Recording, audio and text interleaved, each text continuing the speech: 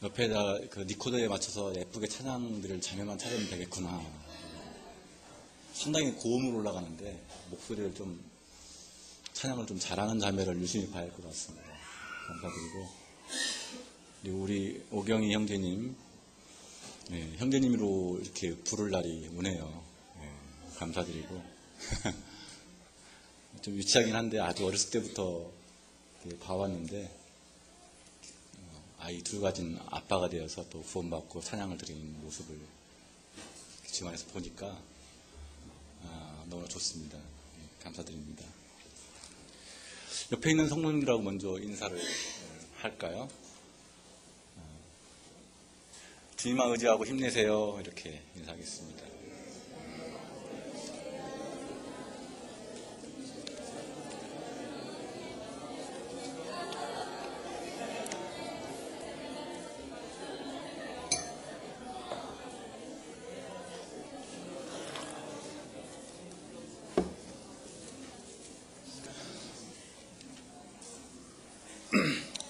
오늘 말씀 갈라디아서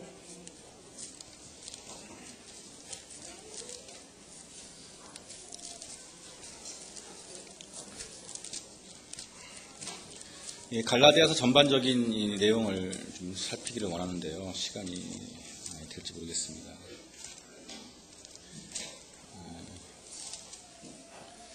1장 7절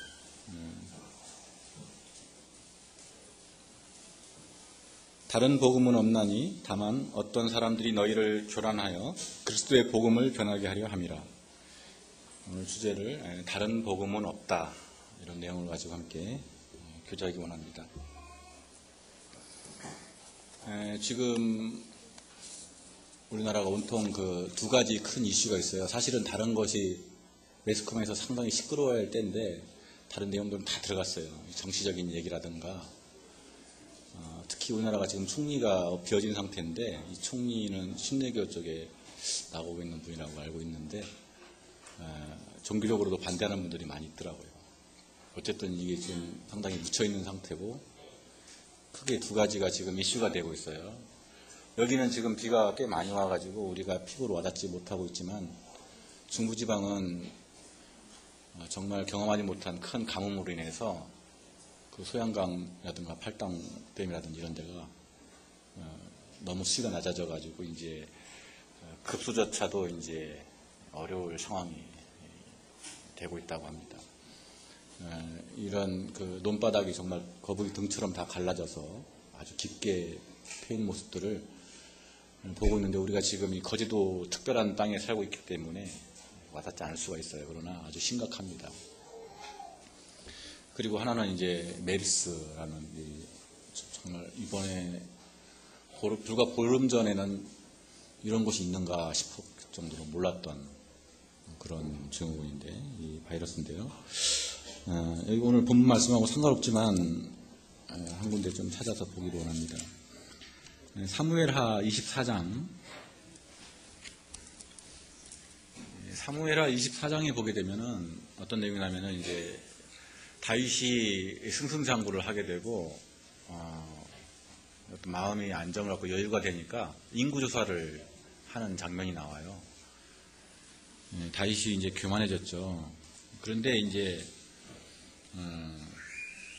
주님은 다윗에게 진노했다고 이렇게, 다윗이 물론 잘못했는데 다윗에게 진노해서 어떤 그 징계를 내린다고 말씀하지 않고 있고, 24장 1절에 보게 되면 여호와께서 다시 이스라엘을 향하여 진노하사 그들을 치시려고 다윗을 격동시키사 가서 이스라엘과 유다의 인구조사를 하라 하신지라.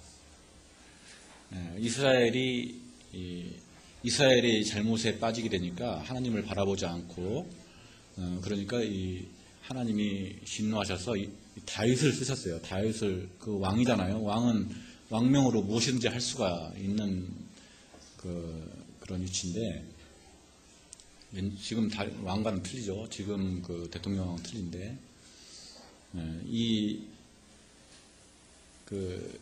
다윗을 통해서 이스라엘을 이렇게 징계하시는 모습이 나오게 되는데, 이로 인해서 이제 10절에 보게 되면 다윗이 백성을 조사한 후에 그의 마음에 자책하고 다윗이 여호와께 아뢰되 내가 이 일을 행함으로 큰 죄를 범하였나이다.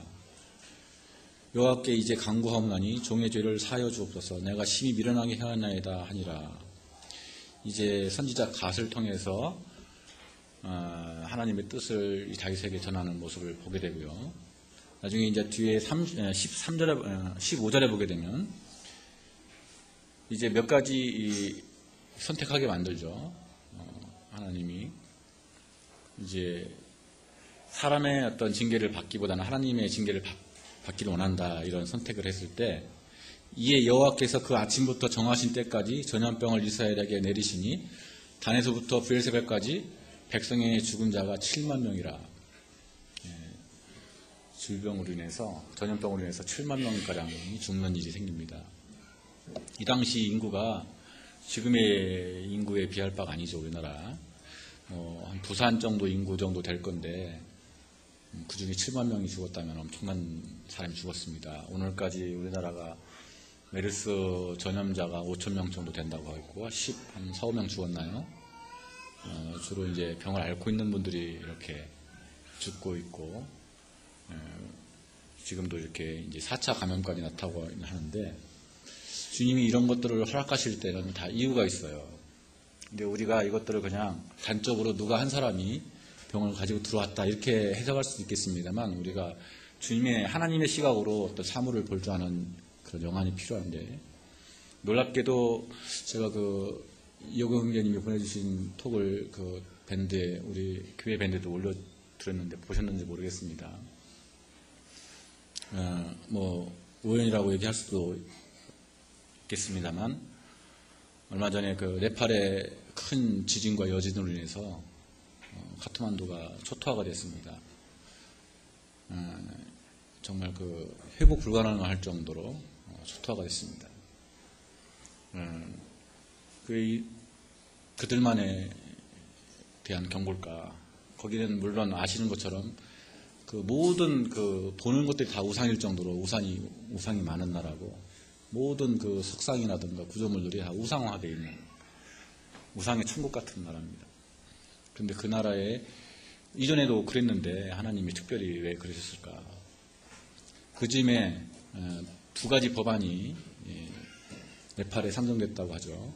아시아 최초로 동성애를 합법화시키는 법안하고 이슬람을 국교화하려고 하는 그 법안이 상정되어 있었는데 이 지진을 위해서 무효가 됐습니다. 지금 정말 하나님이 가장 싫어하는 우상 숭배라든지 또 하나님의 그 순리를 거스르는 이런 죄악 누누이 말씀드리지만 소돔과 고모라에 대한 언급이 신약 성경에도 많이 있는데 그들이 이 시대를 사는 우리에게 거울이 된다고 항상 말씀하고 있는데 윤리적으로 타락한 모습이 이렇게 극에 달했을 때 정말 그 마지막 때다. 어쩌면 주님이 이런 것들을 흔드실 때는 새로운 기회가 되지 않고 있나 싶습니다. 이라크 같은 경우는 지금 현재 상황이 그 기독교인들을 골라서 죽이고 있고 핍박하기 때문에 거의 이렇게 많이 흩어져 있는 상황이고 남아있는 사람들이 상당히 줄었는데도 불구하고 놀랍게도 기독교인들이 더 많이 늘어나고 있답니다. 하나님이 특별한 은혜를 베푸시는 것 같아요. 그런 중에도 우리나라는 지금 우리나라도 지금 비슷하게 상황이 그런데 네팔이 그랬다면 우리나라는 지금 법안을 이제 동성명의 소수자를 보호한다는 명 아래 이런 법을 제정하려고 지금 국회에서 논의하는 과정에 있고 박원순 시장은 공공연하게 그것을 지지하고 있고 앞으로 대권 후보 아닙니까? 정말 이성자들을 위해서 기도해야 됩니다. 우리 대통령은 그 이슬람의 자본이 엄청나거든요. 기름을 팔아서 갖고 있는 자본에다가 이슬람 국가의 인구가 17억 명입니다. 그래서 우리나라 젊은이들한테 중동에 가서 일해야 된다. 옛날에 제2 중동 붐을 얘기하면서 박근혜 대통령이 그 할랄의 메카가 이 허브가 우리나라가 됐으면 좋겠다. 이제 할 날은 뭐냐면 이슬람식으로 이슬람식으로 이제 닭이나 양이나 염소나 이런 생선을 도축해서 정결한 그 음식을 이렇게 만들어내는, 그러기 위해서는 그들을 이제 거기에서 이슬람에서 일하는 그 이맘이라고 하는데 그 지도자들을 이렇게 끌어들여서 그들로 하여금 이런 제대로 이렇게 도축하고 있는지, 그게 먼저 알라에게 도축하기 전에 이제 예를 갖춰서 예배한 다음에 도축을 해서 그들이 먹는 음식을 만드는 거예요. 그래서 이제 그것을 얘기했던 그런 상황입니다. 사실 우리나라가 불과 70여 년 전에 또 우리나라가 그 교과서적으로 볼 때 1919년에 이제 독립 선언을 했죠. 그래서 우리나라가 이제 독립국가가 된 지가 100여 년 됐다고 얘기를 하는데, 실제적으로 일제 있었기 때문에 상해 임시정부에서 선언한 것이라서 좀 우리나라에서는 의미가 있었습니다만 세계적으로는 사실은 그게 크게 인정받지도 않고 무시당했던 상황이었고, 불과 70여 년 전에 이제 우리나라가 정부가 수립되고, 우리가 전에 동영상도 많이 보셨을 거예요. 초대 이제 그 국회의장이 이승만 국회의장이면서 그분에 의해서 성경에다 손을 얹고 기도하면서 우리나라 정부가 수립됐어요. 필요하시면 제가 동영상 재정부 보내드릴 테니까 보시고, 그 기치 아래 기도하면서 이룬 나라가 우리나라인데 그게 48년도란 말입니다. 불과 3년 더 있으면 70년이 되는데, 근데 우리나라가 양적으로 기독교인과 엄청 급격히 팽창했습니다만 불구하고 우리나라에 구원받은 성도들이 그렇게 많느냐. 1000만 기독교 인구 얘기하는데 가서 만나보시면 알겠지만 10분의 1만 됐어도 참 좋겠습니다. 1000만 명 중에 100만 명만 정말 제대로 된 구원받고 거듭난 그런 성도였으면 참 좋겠다는 마음이 들고, 그럼에도 불구하고 그들은 어쨌든 하나님 말씀에 1000만 명이라고 하는 큰 수가, 또 천주교가 복음이 없다 할지라도 또 많은 수가 하나님을 찾고 어쨌든 그 하나님을 거스르는 일을 안 하려고 하는 그런 나라였음에도 불구하고 이제는 하나님이 싫어하는 것들을 공공연하게 좋아하고 하려고 하는 그런 시국에 우리나라가 와 있다. 우리가 그러면 지금 어떻게 바라봐야 되겠느냐. 그냥 조심만 하면 되는 건가? 가면 조심하고 안 가면 그게 다 해결된 건가? 그렇게 하기 위해서 주님이 우리한테 그런 것들을 보여줬습니다. 그렇지 않다고 봅니다. 먼저는 믿는 우리가 깨어있어야 되는 거예요. 믿는 우리가 우리 자신을 돌보아서 그런데 물들지 않도록 깨어있을 뿐 아니라 또 세상 사람들을 위해서, 또 이 세상의 주권 잡은 자들을 위해서 기도해야 됩니다. 대통령을 위해서, 지도자들을 위해서. 그들이 잘못된 판단을 하지 않도록, 이 나라가 잘못된 구렁텅이에 빠지지 않도록 기도해야 우리가 고요하고 안정되게 복음을 전하고 주님을 섬길 수 있는 이 시대에 삽니다. 오늘 이 갈라디아서, 다시 본문으로 돌아가게 되면 이 갈라디아서는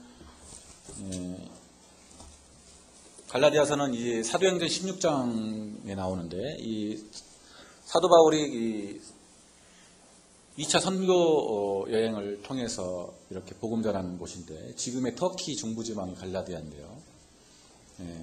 다 이제 예루살렘하고 인접 국가들이죠. 지금 새로운 지도하고 옛날 그 신약 시대 그 이전의 지도하고는 조금 주권이 바뀌었기 때문에 좀 틀립니다만, 어쨌든 이제 의도적으로 간 곳이 아니었어요. 사도 바울이 병이 나가지고 어쩔 수 없이 거기에 지체하면서 머물면서 이 복음 전하게 돼서 생긴 이 교회가 갈라디아 교회인데, 이 갈라디아 교회에 이제 구원받은 역사가 많았고, 그게 많은 이제 성도들 중에 이제 유대인들이 많았습니다. 그리고 이제 일부 이제 헬라는 지금의 이제 그리스인데 이제 이방인들도 이제 구원받고 함께 모임에 더해져서 교회를 이루게 됐는데 자, 보게 되면은 이제 아까 7절 봤죠. 다른 복음은 없나니 다만 어떤 사람들이 너희를 교란하게 하여 그리스도의 복음을 변하게 하려 함이라.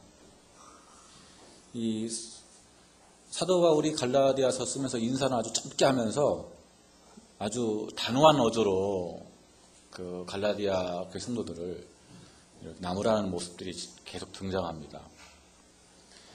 어떻게 이렇게 빨리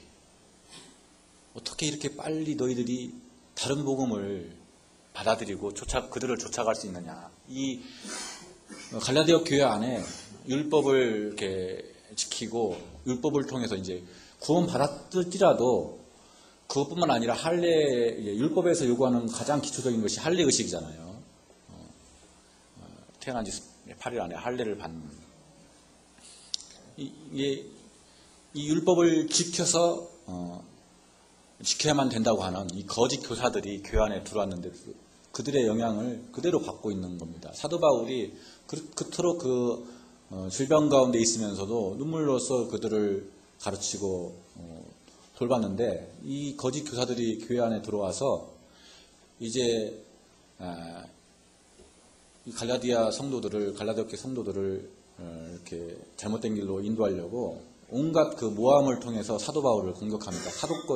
사도권을 무시하는 거예요. 그러면서 이제 사도 바울은 이제 한마디로 사도 바울이 가짜다 이런 식으로 그런 얘기를 하면서 이 갈라디아 교회를 혼란스럽게 했습니다. 6절 그리스도의 은혜로 너희를 부르신 이를 이같이 속기 떠나 다른 복음을 따르는 것을 내가 이상히 여긴다. 정말 이상하다. 8절 그러나 우리나 사도인 우리나 혹은 하늘로부터 온 천사라도 우리가 너희에게 전한 복음 이외에 다른 복음을 전하면 저주를 받을지어다. 사실 저주를 받는다는 얘기는 성경에 이렇게 신약에 그렇게 많이 등장하는 단어가 아닌데 사도 바울이 아주 단호하게 얘기하는 모습을 보게 됩니다. 요즘 많은 교회들이 우리나라에도 교회들이 너무나 많죠. 그래서 다들 복음을 전한다고 하고 있고 구원이 있다고 얘기합니다. 저희 교회당이 저쪽 고현에 있을 때 주일학교 이렇게 아이들 요절 카드 만들려고 이렇게 코팅하는데 좀 기계가 비쌌기 때문에 그 당시는 코팅하는 기계 이렇게 코팅해주고 뭐 한 장에 몇백 원씩 받고 했어요. 그런데 가서 이렇게 하면은 요절 카드를 만들고 또 달란트 시장 같은 것도 했는데 우리 교회 상당히 거제도에서는 성경의 이제 원리대로 달란트 시장 같은 것들을 아이들한테 도입해서 했는데 주변에 큰 교회들이 저 조그마한 교회도 그거 한다고 하니까 거기는 돈이 더 많잖아요. 막 하기 시작하더라고. 뭐 끝나고 나면 이렇게 먹을 것도 하나씩 주고 이렇게 했는데 거기는 더 많이 주고 애들 막 그렇게 데리고 가는 거야. 그 당시 나왔던 우리 친구가 우리 오경희 형제님 그랬는데 구원 받아야 된다고 하고 예배당 입구에 당신은 거듭났습니까? 이렇게 써놓고 이렇게 하니까 구원 얘기하고 거듭남 얘기하면 다 이단이었어요. 그 당시. 불과 24, 5년 전 얘기인데. 근데 지금은 다 그렇게 얘기해요. 어느 교회 가나. 그러면 다 구원 있고 복음 있느냐. 그렇지 못한 게 현실입니다.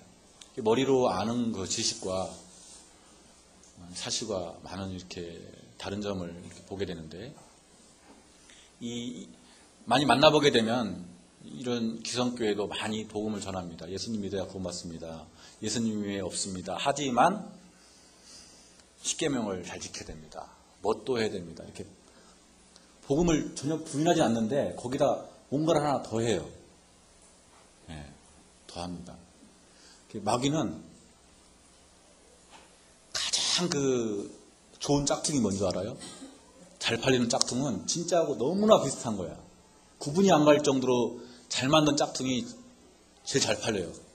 값도 제일 비싸.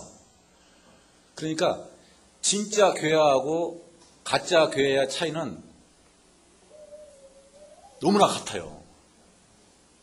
이단이 확 틀리면 화가 나니까 사람들이 확 가겠죠. 근데 이단은요 너무나 비슷하게 있습니다. 옆에 보면은요 이단들이 너울도 써요. 보게 되면 형제자매민이라고 많이 불러요. 너무 비슷한데 들어가 보면은 복음이 가짜야. 플러스돼 있어요. 플러스가 있어요. 예. 지금 이 갈라디아 교회도 이런 잘못된 사상이 들어왔는데 복음을 부인하지 않아요. 그럼에도 불구하고 그렇지만 율법을 지켜야 된다. 할례를 행해야 된다. 그러면서 유대교가 물론 기독교의 처음 시작의 모토가 됐을 수 있었죠. 그 속에서 예수님이 태어나셨으니까. 그렇지만 이제 예수님이 오심으로써 이게 이제 사라질 유대교가 영향을 주고 있었습니다. 이 로마서의 6장과 7장에 보게 되면 비슷한 내용이 나오는데 로마 교회에도 사도 바울이 주로 서신서를 보게 되면 이 두 가지 내용들을 이렇게 책망하는 내용을 나오겠는데 영지주의와 이 율법주의를 경계하라고 이렇게 말씀하는 내용들이 등장하게 됩니다. 이 초대교회는 헬라 신비주의 철학을 영향을 받은 이 영지주의자들이 이단들이 이렇게 많이 활동을 했고요. 또 유대교의 영향을 받은 이 율법주의가 교회를 어지럽히고 있었습니다. 그 영지주의는 영과 정신은 선하고 물질과 육신은 악하다. 이제 그렇게 이원론적으로 이렇게 구분을 해가지고 극단적으로 이렇게 구분을 했는데 그러면서 이제 영지주의자들은 윤리적인 면에서 아주 극단적인 것들을 선택했어요. 하나는 이제 금욕적인, 무엇이고 이렇게 멀리하는 거예요. 여자도 멀리하고 뭣도 멀리하고 이렇게 금욕적인 금욕주의와 하나는 이제 쾌락주의.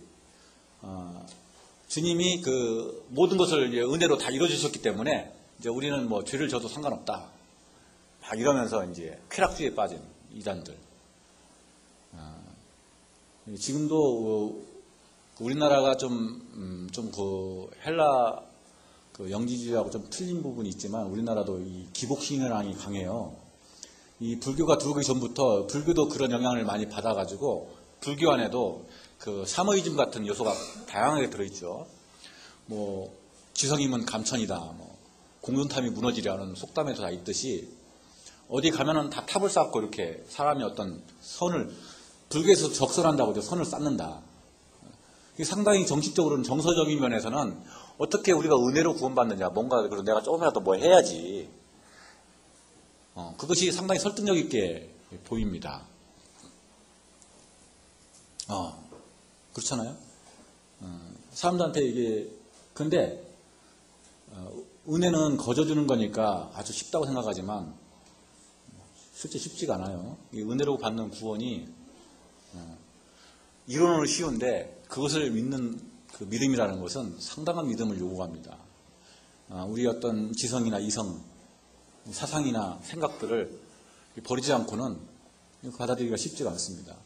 그래서 이 기독교 안에도 여전히 어떤 샤머니즘적인 기복신앙이 들어와가지고 사람들이 교회에 나올 때 예수님 믿고 구원받기 위해서 나오는 게 아니고 회개하고 교회를 멀리하기 위해서 나오는 게 아니고 복을 받기 위해서 나오는데 그게 뭐냐면 이제 부자 되는 거, 건강한 거, 출세하는 거, 대학 잘 가는 거, 이런 세상의 어떤 욕구들을 충족하기 위한 그런 것들을, 물론 주님이 그런 것들을 주 안에서 구하면은 주님이 뜻에 따라 허락하시지만 그렇지 않을지라도 우리에게는 값진 생명이 있잖아요, 그죠? 소망이 있잖아요. 근데 지금 이 로마 교회 안에 이 두 가지 영지주의와 이 율법주의가 영향을 줘서 큰 그릇된 일들을 많이 이렇게 일으켰다면은 이 갈라디아 교회는 바로 이 율법주의가 들어와서 이 어지럽히는 내용들을 볼 수가 있습니다. 성경을 좀 이해하려면은 이 성경에 나오는 용어들을 좀 이해를 해야겠더라고요. 제가 옛날에 수학을 할 때 수학에 나오는 그 얘기들이 전부 다 영어가 많잖아요. 뭐 x, y, z는 기본이고 뭐 루트도 나오고 뭐 파이도 나오고 많이 나오는데 거기에 또 보면은 뭐 함수니 여집합, 교집합 이런 거 나오면은 그게 다 한문이에요. 그게 우리말로 하면 그게 무슨 뜻인지를 알아야 그 수학을 풀기가 쉽더라고. 근데 그 자체를 설명을 안 해주고 선생님이 그냥 암기시록을 하라니까 이해가 안 가는 거예요. 그래서 이 성경도 보면 사람들이 어렵다고 하는데 왜 그러냐면 이제 우리가 성경을 잘 이해하기 위해서 뭐 현대인의 번역도 보고 또 쉬운 성경도 봅니다만 우리가 지금 보고 있는 이 성경은 대부분이 구어체죠. 한문이 많이 써 있는 책이라서 이전에 계신 분들, 한문을 좀 배운 분들도 좀 더 알아야 되는 내용도 있고 요즘 또 젊은 분들은 이 내용을 보고 이렇게 이해가 안 가는 내용들이 많아요. 그래서 좀 침례받은 분들도 있고 해서 몇 가지 내용들을 좀 이해를 돕고자 해서 이렇게 적었는데 한번 볼까요? 여기 이제 은혜라는 먼저 단어가 있는데 은혜는 주로 우리가 사용할 때 뭐 부모님 은혜, 어버이 은혜, 어머니 은혜 이렇게 많이 쓰는데 스승의 은혜라고 하는데 물론 일반적인 은혜 맞습니다. 거저 주시는 사랑 이렇게 이해하면 됩니다만 성경에서 말하는 은혜는 더 좀 깊이가 있는데 그건 뭐냐면은 그 사람에게 꼭 필요한 것을 값없이 주는 사랑을 은혜라고 해요. 그냥 그 사람이 있으나 없으나 관계없는 걸 주는 것이 아니라 그 사람에게 꼭 필요해요. 없으면 안 되는 건데 그것을 값없이 주는 호의, 사랑을 은혜라고 합니다. 이 은혜라는 말씀이 나왔던 장소가 이제 대표적으로 뭐 맞습니다만 2장 8절만 보게 되면 한번 읽을까요? 시작. 너희는 그 은혜에 의하여 믿음으로 말미암아 구원을 받았으니 이것은 너에게서 나는 것이 아니요 하나님의 선물이라. 우리가 은혜하지만 은혜가 그러니까 우리가 많이 은혜를 구해요. 얘기할 때 우리가 제대로 알고 사용하면 참 좋을 것 같습니다. 우리에게 정말 항상 은혜가 필요합니다. 구원받을 때뿐 아니라 우리 삶의 은혜가 항상 필요하죠. 우리에게 꼭 필요한 것을 하나님이 내 행위와 관계없이 선물로 주셔야만 우리가 살아요. 우리의 행동을 달아서 뭘 달라고 하면 정말 요구할 만한 게 많이 없죠. 성경에도 우리가 주님 앞에서 우리가 항상 깨끗함을 유지하게 되면 항상 구할 때 담대함을 갖는다겠어요. 우리 삶이 지저분하고 깨끗이 못하면 우리가 뭔가를 구할 때 용기가 없어요. 면목이 없기 때문에 구하지는 못하는 거죠. 담대함이 없죠. 그래서 우리가 매일매일 우리 삶을 돌아보고 깨끗해하는 정결한 삶이 매우 중요합니다. 너희 묵은 땅을 기경하라는 말씀이 있는데 우리가 우리 마음을 딱딱하게 하고 깨끗하게 하지 않으면 우리 마음이 이렇게 잘 갈아있지 않으면 아무리 하나님 말씀이 들려지고 하나님이 우리 가운데 역사하시려고 해도 거기서 열매를 얻을 수가 없죠.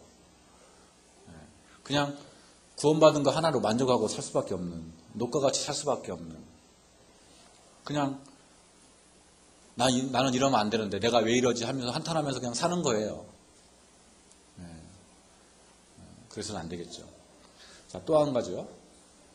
이 자비가 나오는데 주로 뭐 자비하면 저도 옛날에 불교에서 석가모니를 섬기는 사람만 쓰는 것이 자비라 생각했는데 성경에 보니까 자비라는 말씀이 많이 나오는데 자비라는 것은 우리말로 이제 쉽게 얘기하면 용서받을 자격이 없는 자를 용서해 주는 거. 이 자비입니다.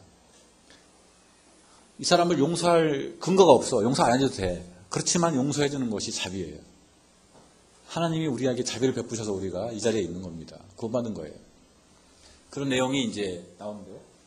자, 디도서 3장 4절에 있습니다. 한번 같이 읽을까요? 시작. 우리 구주 하나님의 자비와 사람 사랑하심이 나타날 때 주님의 이 한량없는 베푸신 이 자비 때문에 그 사랑하심 때문에 우리가 구원받았습니다. 자, 또 다음 구원이란 말은 우리 좀 많이 들었기 때문에 익숙해졌습니다만 안 믿는 사람한테 구원 얘기하면은 장난 삼아서 10원 얘기하고 막 그래요. 참 화가 나는데 구원이라는 뜻을 잘 모르는데 다르게 말하면 쉽게 얘기하면 구출이라는 뜻이죠. 스스로 유경에서 나오는 걸 뭐라고 해요? 내가 막 물에 빠졌는데 혼자서 막 나왔어. 그럼 뭐라고 해요? 탈출. 탈출의 반대말이라고 생각하면 됩니다. 구원. 구할구 단기론. 유경에서 건져낸다. 건짐을 받다. 베드로전서 1장 9절 한번 읽을까요? 시작. 믿음의 결국 곧 영혼의 구원을 받습니다. 하나님이 우리가 스스로 우리 죄를 없이하고 그 사망의 권세에서 지옥의 권세에서 해방될 수 없었기 때문에 예수 그리스도를 통해서 거기서 건져주신 거예요. 믿음을 말미암아. 그럴 때 수용하는 것이 구원입니다. 다음. 이제 또 구속 더 어렵네요. 텔레비전만 틀면 누가 구속됐다고 나오니까 사람들이 또 지식이 짧아갖고 잡혀갔다고 생각해요. 하나님이 우리를 구속하사 그러면 하나님 우리를 잡아들였구나. 한무치면 구속이라는 단어가 많아요. 이제 여기서 성경에서 나오는 이 구속은 구할구 속할속, 그러니까 뭔가를 대신 재물을 바치고 죄를 면제받을 때 구속받을 때 구약에 주로 많이 쓰이죠. 자, 시편 19편 14절 한번 읽을까요? 나의 반석이시오 나의 구속자이신 여호와여 내 입의 말과 내 마음의 묵상이 주님 앞에 연락되기를 원하나이다. 구속자일 때 이 구속 값을 지불하고 건져내다. 주님이 십자가에서 내 대신 그분의 몸을 값을 지불했잖아요. 이전에 구약에 내가 죄를 지면 양이나 염소나 소나 데리고 가서 대신 대장 앞에서 죄를 자백하고 안수해서 내 대신 죽었을 때 그 사람을 건져내기 위해서, 그렇지 않으면 그 사람이 죽게 되기 때문에 죄를 사함을 받지 못하기 때문에 그렇게 했죠. 또 중생, 이 베드로서에 나오죠. 이 중생이라는 말은 이제 다른 말로 이제 거듭남이라고 하는데 요한복음 3장 3절에 나오죠. 우울증 날생, 영적으로 다시 태어나는 것을 거듭남이라고 합니다. 사람들이 요즘 정치에서도 많이 하고 거듭나야 된다 이렇게 얘기를 많이 하는데 그 사람이 생각을 바꾸는 것이 거듭나는 것이 아니에요.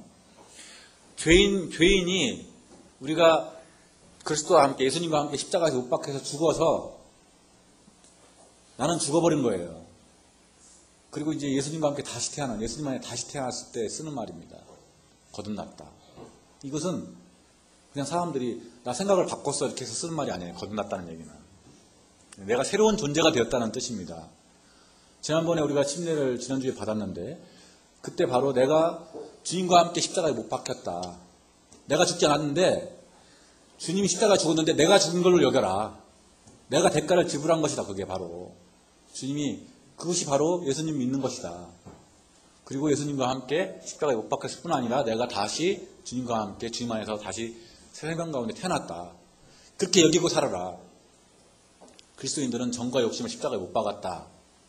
이렇게 선언하고 있는데 그것을 인정하는 삶이 우리의 믿음의 삶입니다.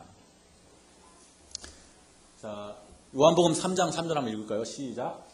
예수께서 대답하여 이르시되 진실로 진실로 내게 이르노니 사람이 거듭나지 아니하면 하나님 나라를 볼 수 없느니라. 거듭난다. 중생 같은 얘기인데요. 다른 거 볼까요? 속량하시고 이런 얘기가 또 많이 나오는데 비슷한 얘기인데요. 구속하고 비슷한 얘기인데 속할 속 어질 양에서 이것도 이제 대가를 지불하고 종을 풀어주고 자유인이 되게 해주는. 우리나라에도 옛날에 그 종들이 있었죠. 노예제도가 지금은 없습니다만, 그럼에도 불구하고 지금 이제 돈의 노예가 돼가지고 사는 사람들이 이렇게 많은 세상을 보게 됩니다.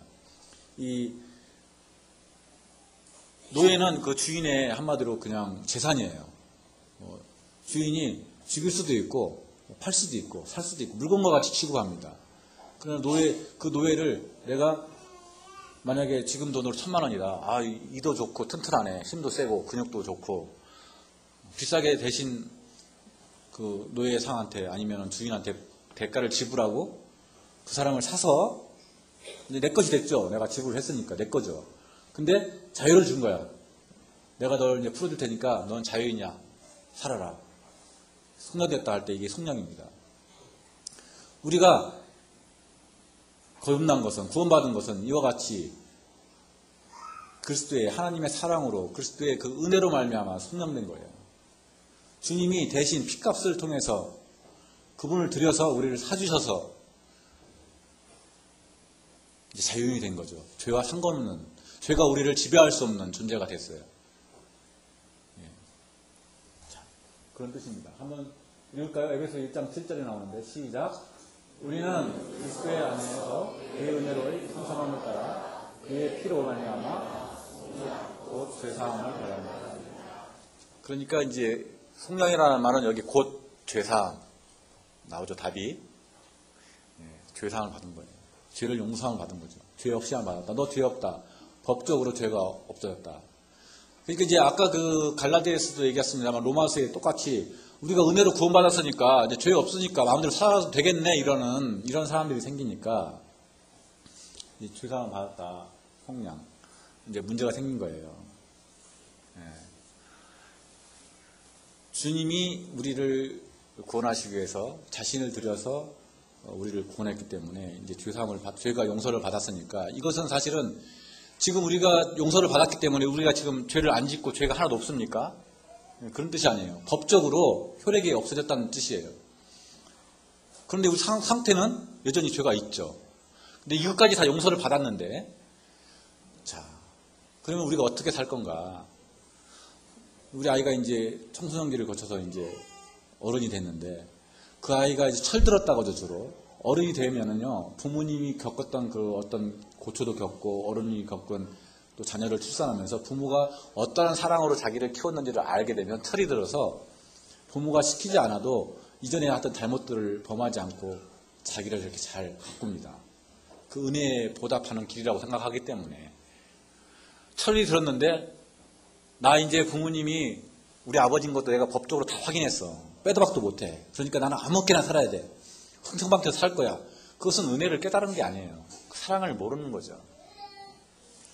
우리가 은혜를 받았다, 사랑을 안다, 우리가 속량받았다, 죄사함 받았다고 이것을 아는 사람은 영지주의자처럼 이 쾌락주의에 빠지거나 무법주의에 빠져가지고 죄를 계속 짓거나 이렇게 살지 않습니다.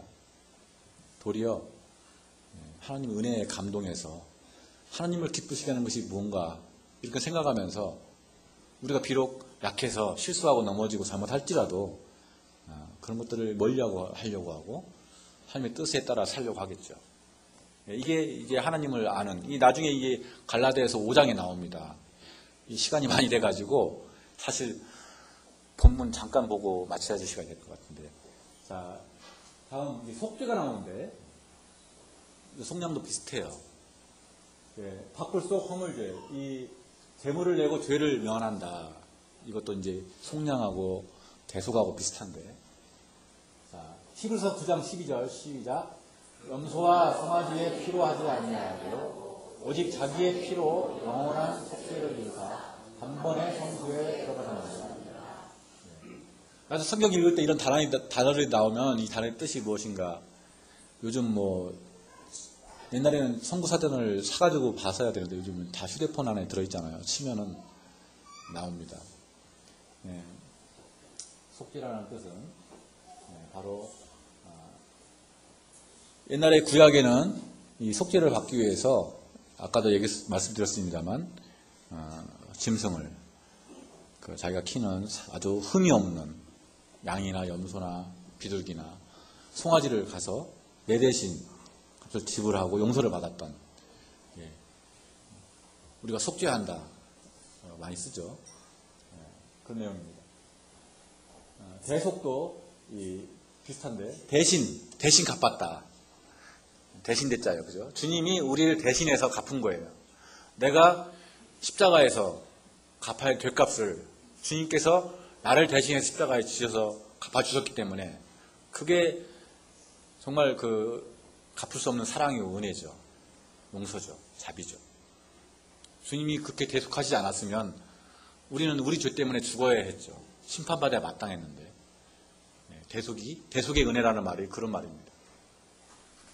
자, 데도로전서 1장 18절인데요. 시작. 너희가 알거니와 너희 조상이 물려준 헛된 행실에서 대속함을 받은 것은 은이나 금같이 없어질 것으로 된 것이 아니요. 보배로운 주님의 필요했다고 성경이 뒤에 나옵니다. 없어질 것으로 한 것이 아니다. 이 갈라디아서로 다시 돌아오게 되면 또 있나요? 형제님 또 있어요? 뭐가 나왔나? 하나 남았구나. 교회 나오면 많이 사람들이 듣는 얘기가 회개해야 된다고 나오는데, 우리나라 정서에서는 대부분이, 저도 이제 예수님 믿기 전에는 회개하라 그러면은 돈 빌렸을 때 이제 유상값 갚을 때 회개라고 하죠. 주로 이제 사람들이 회개를 이렇게 오해하는 경우가 많이 있습니다. 여기 이제 한문으로 할 때는 뉘우치를 고칠 때 해서 회개, 잘못을 뉘우쳐 바로 잡는다, 돌이켜 고친다, 이런 뜻이 있는데, 이 성경에서 내가 가던 길을, 잘못된 길을 돌이켜서 바른 길로 가는 걸 회개합니다. 사도 요한도, 침례 요한도 그랬고, 주님도 회개하라 천국이 가까웠다, 이런 말씀으로 사역을 시작했는데, 죄의 길에서 내가 하나님 되어서, 내가 주인 되어서 우상을 섬기고 세상을 사랑하고 잘못된 길로 가던 길에서 돌이켜서 하나님께로, 우리의 구원자 되신 예수님께로 돌이켜서 바른 길로 가야 된다. 돌이켜야 된다. 회개입니다. 회개. 물론 우리가 이 자주 짓는 아주 깊은 죄에서 그것을 버리는 것도 이제 회개라고 합니다. 내가 이걸 고치지 않고 계속 죄 가운데 빠져있는 그런 가운데에서도 돌이킬 때 회개라고 하고 있고, 매일매일 우리 삶 속에서 우리가 생각나는, 또 기억하는 많은 그 죄들을 용서를 구하는 것을 이제 자백이라고 해요. 자백. 요한일서 1장 9절에 나오는, 우리가 자백하는 삶이 매일매일 필요하고요. 또 우리가 계속 이런 묵은 죄들 계속 갖고 있다면 이것을 회개하는 심령이 먼저 필요합니다. 이제 구두자들에게 필요할 때 잘못된 길에서 돌아와라, 회개를 씁니다만, 또 믿는 자들에게도 회개가 필요하고 자백이 필요합니다. 잘 이 내용을 알고 사용해야겠죠. 믿지 않는 사람들이 열심을 내면 낼수록 하나님과 더 거리가 멀어집니다. 예를 들어서 내가 서울로, 내 지금 방향을 가는 방향이, 잘못된 길은 서울 쪽이고 오른 방향은 제주 쪽, 만약에 이제 부산 쪽이다. 내가 대전에 서 있어요. 그러면 길을 돌이키지 않고 열심을 내서 서울 방향으로 가면 갈수록 부산 방향은 멀어지는 거예요. 그렇기 때문에 잘못된 열심은, 올바른 지식이 아닌 잘못된 그릇된 열심은 하나님과 관계를 더 멀리하는 겁니다. 그래서 먼저는 바른 길로 돌이키는 것이 아주 중요하죠. 믿지 않는 사람도 마찬가지고, 믿는 사람도 우리가 잘못된 지식 가운데 열심을 내게 되면 도리어 하나님께 영광이 되는 것도 아니고 교회에 덕이 되는 것이 아니고 해가 됩니다. 그래서 이런 점을 우리가 잘 알고 섬길 필요가 있습니다. 이 갈라디아 교회 안에 들어온 이 영지주의, 또 율법주의가 이 교회를 무척이나 어렵게 했고 사도 바울을 이렇게 화나게 만들었습니다. 그러면서 이 사도권까지 무시하고 이간질을 했는데요. 2장 16절에 보게 되면 사람이 의롭게 되는 것은 율법의 행위로 말미암음이 아니요 오직 예수 그리스도를 믿음으로 말미암은 줄 아느므로 우리도 그리스도 예수를 믿나니 이는 우리가 율법의 행위로서가 아니고 그리스도를 믿음으로써 의롭다함을 얻으려 함이라. 율법의 행위로서는 의롭다함을 얻을 육체가 없다. 예. 저도 청년 때, 학생 때 세례를 받았는데요. 저를 가르쳐준 분들이 그렇게 가르쳐주지 않아서 십계명을 외우라고 해서 외우고 주기도문을 외우라고 해서 외우고 사도신경을 외워서 외우고 다 해서 아멘 하니까 다 믿음을 인정해주고 그래서 이제 구원받은 줄 알고 그랬는데 많은 사람들이 구원받았다고 하면 예수님이 십자가에서 모든 죄를 지고 갔다 하면 현재까지의 죄는 주님이 다 갚아주셨고 앞으로는 십계명을 잘 지키면서 살아야 된다. 이렇게 착각하고 있는 사람이 많아요. 좀 내용은 틀립니다만 이 갈라디아 교회에도 비슷한 내용들이 있는 거예요. 주님이 십자가에서 죽으신 것을 밝히 보이거늘 우리가 어찌해서 율법을 다시 지켜서 의롭다함을 얻으려고 하느냐. 그런 것을 전한다면 저주를 받아야 된다. 이렇게 아주 단호하게 얘기하는데, 자, 3장 1절. 어리석도다 갈라디아 사람들아, 예수 그리스도께서 십자가에 못 박히신 것이 너희 눈앞에 밝히 보이거늘 누가 너희를 꾀더냐. 내가 너희에게 다만 이것을 알려 하노니 너희가 성령을 받은 것이 율법의 행위로냐 혹은 듣고 믿음으로냐. 우리가 예수님을 믿게 되면 우리 안에 이 보혜사, 우리를 돕는 분이신 성령님께서 안에 들어오시거든요. 이 성령님을 받는 것은 율법을 아무리 잘 행하고 선을 행한다고 해서 성령님이 우리 안에 임하시는 게 아닙니다. 구원받아야 예수님을 영접해야만이 우리 안에 들어오시는데 우리가 성령을 받은 일이 없다면 구원받지 않은 거죠. 성령의 역사는 우리를 죄를 깨닫게 하고 죄를 싫어하게 하고 성경 말씀을 깨닫게 하고 하나님 사랑하는 것을 사랑하게 하고 하나님 싫어하는 것을 싫어하게 하는 그런 영적인 우리 안에 계셔서 우리를 그렇게 하셔요. 제 경험을 잠깐 얘기하게 되면은 이전에도 예수님 믿는다고 생각했는데요. 제가 막 술 마시기 위해서는 주로 가는 데가 뭐 이렇게 맥주 마시는 클럽, 나이트 클럽 뭐 있잖아요. 청년 때니까. 그런데 가는데 아무 꺼리낌이 없었어요. 그전에도 나는 기독교인이라고 생각했는데. 근데 구원받고요. 제가 말씀을 잘 몰랐단 말입니다. 많이. 뭐 성령님이 계시다는 얘기도 제가 못 들었어요. 근데 나는 이제 구원받은 건 확실해. 그런데 그 후에 제가 그런데 가봤어요. 근데 너무 불편한 거예요.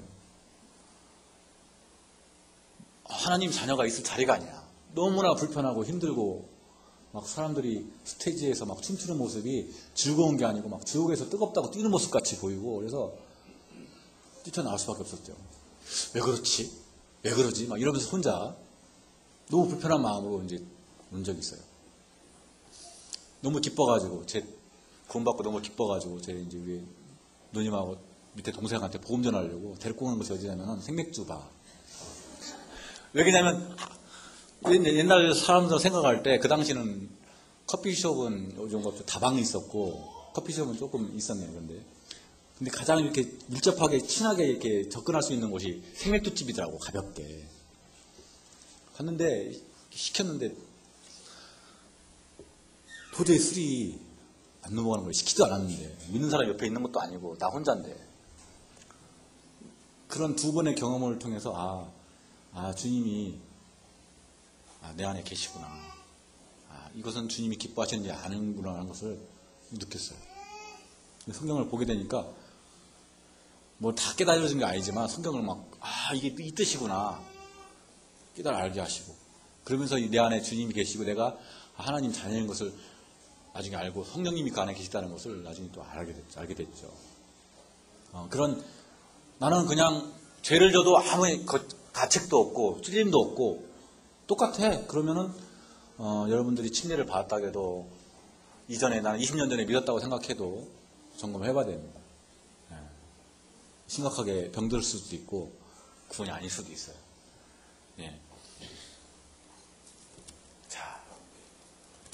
갈라디아서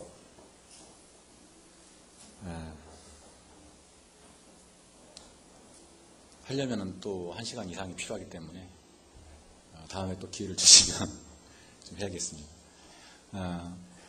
이 갈라디아학계 안에 들어온 이 율법주의, 이 시대에도 대한민국의 많은 교회들이 이 율법주의에 잡혀 있어서 구원받지 못한 사람이 참 많습니다. 주님이 십자가에서 죽으셨지만 내가 뭔가를 해야만 구원받는다. 상당히 한국 정서에, 정적인 이 정서에는 일리가 있어 보입니다. 하나님이 9개 해주셨으면 내가 1개 정도는 해야지. 이런. 우리가 은혜로 구원받고 은혜로 변화되고 은혜로 삽니다. 행위를 의지해서는 아무것도 할 수 없다는 것이 성경의 말씀이고, 사도 바울이 강하게 이 갈라디아 성도들한테 꾸짖으면서 논박하고 있는 내용입니다. 한 절 같이 읽고 기도하고 마치겠습니다.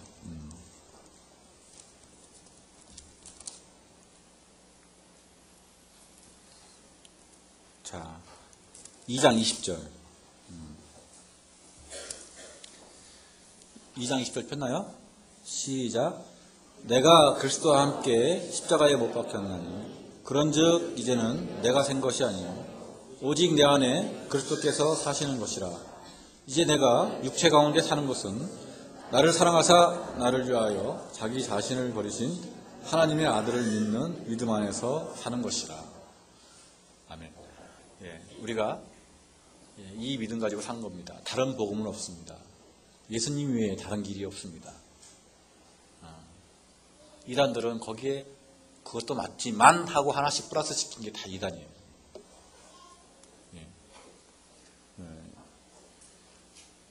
이단이 무엇인지 나와 틀리면 이단이 아니고 하나님 말씀과 다르면 이단인데, 그 이단이 뭔지를 우리가 성경을 통해서 알아야 되는데, 사람을 쫓아가고 사람을 성경보다 더 존경하게 되면 문제가 항상 생기고 교주가 생기고 그렇습니다. 우리가 잘못 빠지게 되면 내가 교주가 돼가지고 하나님의 뜻보다는 내가 우선해서 하나님 자리에 앉게 될 때 문제가 생깁니다. 특별히 서두에도 말씀드렸습니다만, 이 나라는 특별히 지금 기도해야 될 때고, 특별히 우리 성도들이 깨어서 기도해야 될 때라는 사실을 명심하고, 마스크 끼고 손 깨끗이 씻는다고 해결될 일이 아니다. 기도해야 될 때다. 새로운 위기지만 주님 앞에 바로 설 수 있는 기회가 되지 않을까 싶습니다. 기도하겠습니다.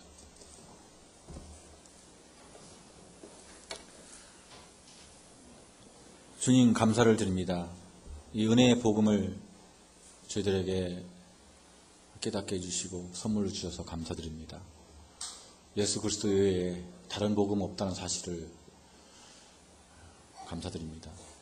그 예수님을 저희들의 구주와 주님으로 모시고 섬길 수 있는 특권 주시고 은혜 주셔서 감사합니다. 주님, 세상에 많은 이단과 거짓 선지자들과 악한 꾀임들이 있습니다. 이제 이 땅에는 가뭄이 창궐하고 또 전염병이 창궐하고 있습니다. 이 땅을 불쌍히 여겨주십시오. 대통령을 비롯한 유정자들을 바로 세워주시고 불쌍히 여겨주십시오. 저희들의 죄를 용서해 주시고 긍휼을 베풀어 주시기 바랍니다. 저희가 깨어서 주 앞에 바로 서게 해주시고 새롭게 될 수 있도록, 또 기도할 수 있도록 역사해 주시기 바랍니다. 이 복음 안에 바로 서는 저희와 교회가 될 수 있도록 주장해 주시기 바랍니다. 감사드리며 주 예수님의 이름으로 기도를 드립니다. 아멘.